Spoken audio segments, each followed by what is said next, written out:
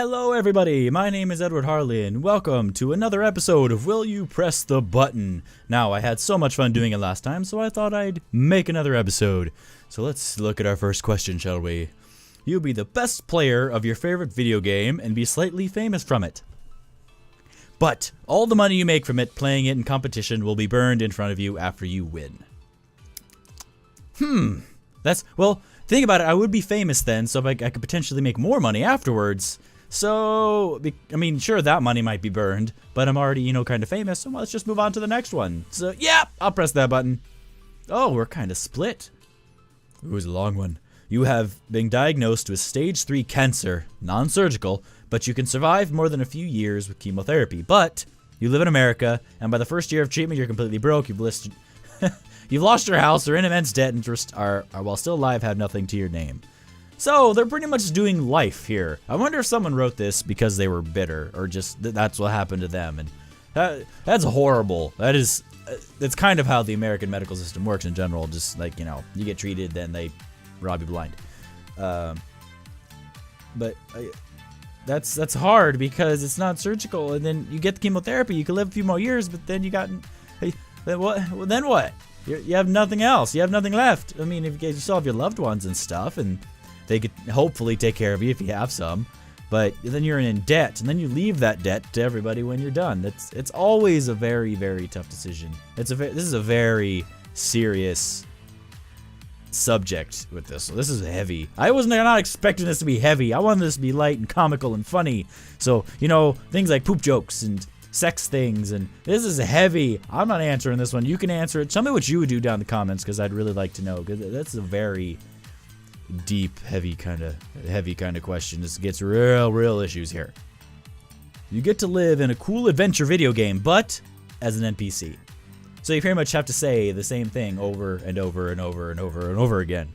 But then again, when you're not playing the video game, if you think about it, when you're living in the video game, what's your life actually like? What's your life actually like when the main character isn't there? Do you actually still live your life, or you just do the same thing over and over and over again? But if you're living as an NPC, do you know you're an NPC? But then it's kind of a weird question. So you're an NPC in a video game, but you might not even be the hero. You might not even have any, well, obviously you're not a hero for NPC, but you might not have any action. You might just be kind of like the baker, or the tailor, or that guy who dies every mission because that's just part of his thing. No, I don't want to risk it. It looks like most people are with me, so good on me. You have the ability to sleep whenever you want. I already have that ability. Thank you very much. I am a professional sleeper, but you are forced to wake up every 20 minutes. What? That sucks. That would suck. You would get no restful sleep ever. I mean, I can already sleep anywhere.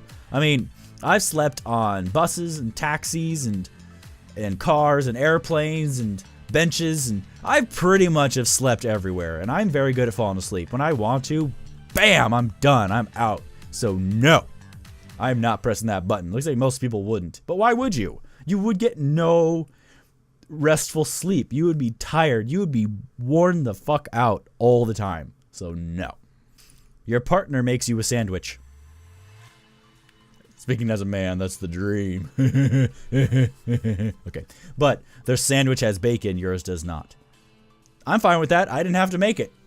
I didn't have to make my own sandwich. And if I wanted to, I can put bacon on my own. So if I just don't feel like it, I just have a sandwich without bacon. Yep. Because I'm lazy as shit. If I'm going to have someone make me a sandwich, that's fine.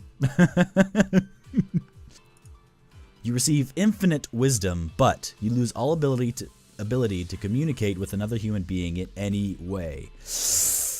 But then it's kind of useless. Have infinite wisdom, but then you can't communicate. You can't write. You can't, do anything to communicate with another person. It's pointless. They pretty much have then locked all wisdom in a box and left it there. There's no way for it to get out. Then, I mean, you could technically leave some sort of message that isn't technically. You could, I don't know, but if someone gets the message, then that's technically communicating. So, no, because then, like I said, you're locking all that wisdom in a box that you can't actually access. So it's like Pandora's box, but kind of, but it's like it'd be locked in, but there's nothing you can do. It's just there, and there's no way of accessing it. You become immortal and no longer age, but you spend the next 50 years in a maximum security prison. Now, immortality is a very tough question. Immortality is a very tough subject because some people I think would like it and some wouldn't. Personally, I'm a bit mixed on the issue because I wouldn't mind living a bit longer than might be normal, but I don't know if I'm about immortal. I mean, I always kind of say, I've said before that immortality would be cool because just think of what you would see. Think of what you would learn. Eventually you would grow tired of it, and immortality would eventually become a curse that you wish you could get out of. You would just feel trapped in basically just seeing the human race repeat shit over and over and over and over again. And I couldn't help but think I would probably become Vandal Savage from DC Comics, who is the caveman who got immortality from comet radiation or a meteor's radiation. And so then he became a supervillain, and that's just kind of what he did. I think he wanted to change, he wanted power, he wanted money, he wanted all this stuff, because he kind of got disenchanted. He got what's the word? Anyway, he just grew tired of it all, so he wanted to just did whatever the hell he wanted to do. And so it's, even if you spend 50 years, the 50 years, that's nothing for immortality. That totally wouldn't even matter. No matter what anyone did with you, you can die in there. But so it's just, that's very, no, I'm not, I won't. Because immortality is a very, like I said, very tough issue. I don't know if I'd want full immortality, but living extra long, maybe a few hundred years, I think, would probably be good. I mean, I know, because then you'd outlive all your loved ones and see loved ones die and all that stuff. But being able, just, I don't know, just seeing how things would go. It's because I know I would get tired of living at some point. But so, not immortality, but just a few extra years, I think would be good for me. You can go back in time and change anything you want, but you immediately will see every single one of the changes it caused. That would be cool and totally mind-breaking. You would probably go crazy if that actually were to happen, because everything would then flash through your mind. At least I think that's how I'm taking this question. So you would change something, then all the reverberations, kind of taken like a rock in a pond analogy, like the ripples. You would see all of those ripples on every person, every situation, every single thing. You would see it. You would know what happened. And that, the first time you did it, the very first time you did it, you'd probably go crazy to see everything happen all at once. I mean, you'd have to see it all happen all at once, because just of, how it would work, because then that timeline would start there, and then as soon as you go back to where your time was, so it's like you would probably go crazy doing that. And it'd be nice to change things, but you don't know if you'd be changing it for the better or for the worse in the end. So I am not going to press that. That's a very, that's kind of one of the things. I'm not going to do that. Doctor Who, I'm not going to be Doctor Who. I'd just be the companion. I don't want the pressures and stuff of being Doctor Who. The Force, Jedi, and lightsabers are real, and you become a Jedi, but the government will hunt you down with the goal of figuring out how your abilities and your lightsaber work. Is that a good trade-off? Does anyone think that's a good trade-off? I kind of do. I kind of think that's a cool trade-off, because you have the Force, man! You have the Force, and you have your lightsaber! If they try to shoot at you, they wouldn't want to kill you, so they probably wouldn't shoot at you, but you just stop it all with the Force, like, boom! And then you mind control them, because they don't know what's going on. Yes, I would press that button. And most people would. Thanks, everybody! You backed me up on this one! You can delete anyone from history at any given time, but all the negative repercussions that result from it affect you and your loved ones. Well, I imagine it probably would. At some point, it probably would affect me. If let's say I deleted Hitler. Just an example. Stalin, whoever you want to go, Mao Zedong, whoever you want to talk about. There probably would be negative repercussions from this. There might be someone worse who comes in and takes their place. You don't know. So, you don't know if maybe that was the lesser of all evils. Maybe that's why, time travel is actually real. And someone's tried to kill Hitler, but it happens anyway. It's inevitable. So someone else takes their place. I don't know. It's kind of one of those, it works in paradoxes and various time travel conundrums, that kind of stuff. And, no. I would much rather kind of deal with what happens now rather than worry about what potentially could happen worse if I do it. You transform the world into a place without human conflict, where all humans are united in a shared vision, but at the cost of human individuality. I don't know if I want that. I like individuality. Individuality is pretty great. That's why we can get so many, different opinions. That's how we can learn. That's how we grow. I mean, yes, it causes conflict. Of course it does. But getting rid of individuality won't necessarily stop conflict. It's because people are, conflict with themselves all the time. So if everyone's the same, I don't know. It's not a real tough question because I'm not pressing that button. I'd much rather keep individuality because what movie was it? Equilibrium, I think. Is that the one? Is that Christian Bale? I think that's what it's called, Equilibrium, when they basically all get rid of emotions. So there is very little individuality there. And so they basically have to take a pill in order to get rid of their emotions, but that doesn't really do anything. I mean, everything's then like gray.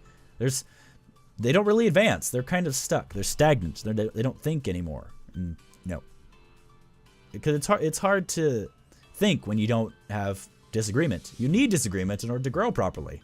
At least that's how I see it. You have a chance to marry your soulmate, but they are cruel and evil to everyone besides you. No. No, no, no. Fuck no. Not happening. Why? Because I have people besides you. I have loved ones and friends and stuff besides you. Why the hell would I tolerate you being cruel? Because if they're cruel to everyone but me, then clearly they're not a very nice person. No. No.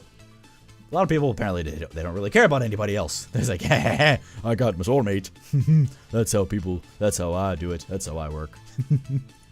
You will never feel sadness, depression, or misery ever again. Only joy and happiness. But you can never gain attachment to anything ever again. That's another kind of tough one. Because you won't feel these negative emotions. Only joy and happiness. But you can never gain attachment. So you basically can no longer form connections with people. You can no longer form friendships, family bonds, have loved ones ever again. You feel joy and happiness, and in exchange, you don't feel the bad ones. You don't feel sad, but you can no longer have loved ones. You're pretty much alone at that point. You kind of, I don't know what's the best analogy for this. You kind of then become I'll say psychopath. It's not exactly right, but because for example, a psychopath is all about them. It is all about them. They don't care about what their actions do to other people. They're not attached to other people. It doesn't matter what happens to anybody else. I mean, this is from a layman, so please don't. I'm not, insulting it anyway, but they don't really form attachments to anybody.